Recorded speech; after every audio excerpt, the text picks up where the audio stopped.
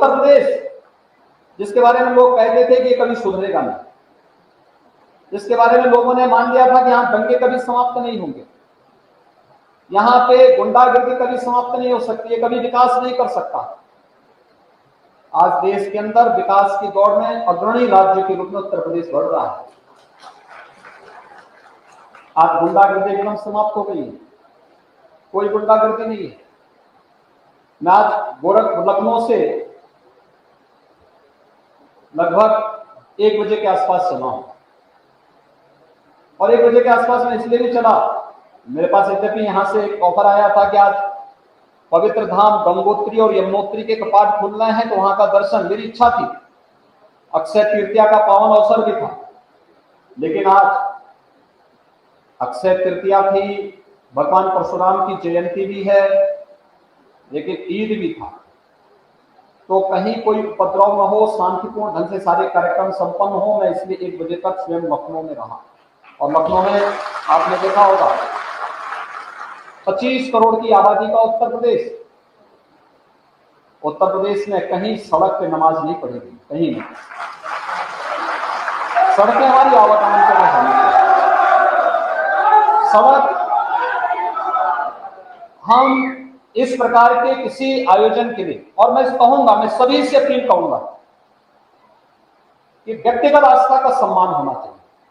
और मैं तो एक धार्मिक व्यक्ति हूं, मुझसे ज्यादा आस्था के बारे में कौन समझ सकता है, लेकिन आस्था का सम्मान ऐसा नहीं होना चाहिए कि हम लोग अपनी आस्था के सामने आम जन की समस्याओं को नजरअंदाज कर दें, कभी नहीं हो सकता है। और लोकतंत्र की जब हम बात करते हैं तो लोकतंत्र में जनता को जनार्दन के रूप में माना गया है।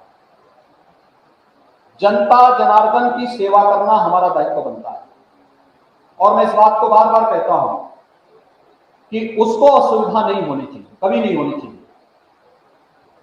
आपकी आस्था है, आप अपनी आस्था का सम्मान अपने घर में करिए, अपने अंदर करिए। आस्था अंतःकरण का भाव होता है, और हर एक की आस्था का सम्मान होना चाहिए। हम हर एक पर्व और त्योहार को शांतिपूर्ण सौहार्दपूर्ण तरीके से मनवाने की पक्षधर है, हर एक का सम्मान इस मामले में करेंगे, लेकिन आस्था के नाम पर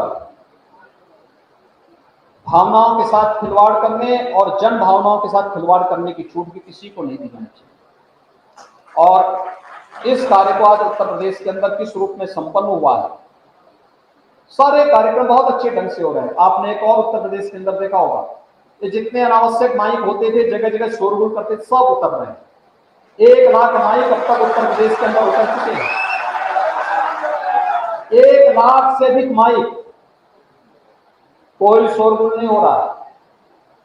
अब कोई धर्मस्थल है, उसके बगल में कोई विद्यार्थी अपनी परीक्षा की तैयारी कर रहा है, अनावश्यक शोरगुल में उसकी पढ़ाई बाधित नहीं होगी। कोई बीमार व्यक्ति है, उसके स्वास्थ्य पर प्रतिकूल असर नहीं पड़ेगा।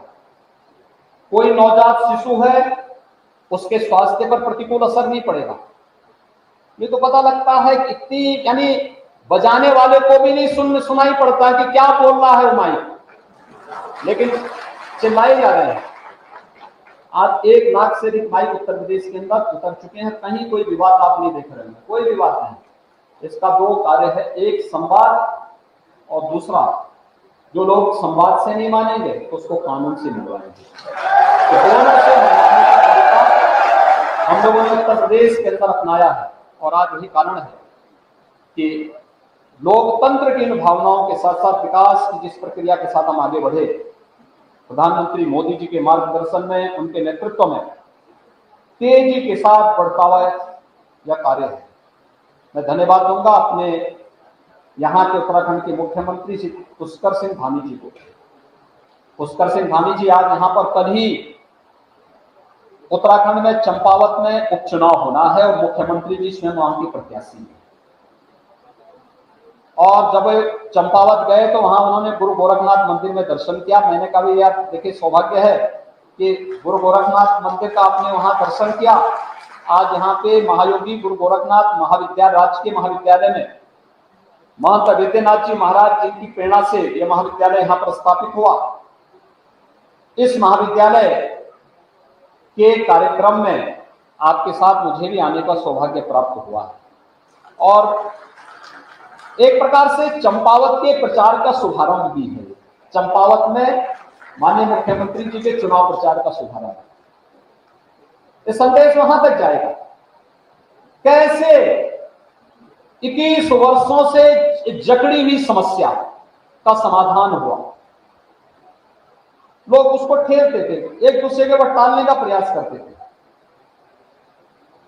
इसकी शुरुआत त्रिवेंद्र सिंह जी ने किया था कि उत्तर प्रदेश और उत्तराखंड से जुड़ी हुई जितनी समस्याएं थी, उत्तराखंड बनने के बाद बहुत सारे मामले ऐसे थे जो आपस में अनसुलझे रह गए थे, लेकिन हम लोग समस्या को एक दूसरे के ऊपर धकेलने का प्रयास नहीं करते, समस्या की जड़ में जाते हैं और फिर उसको जड़ मूल से निकाल करके समस्या का समाधान भी करते हैं।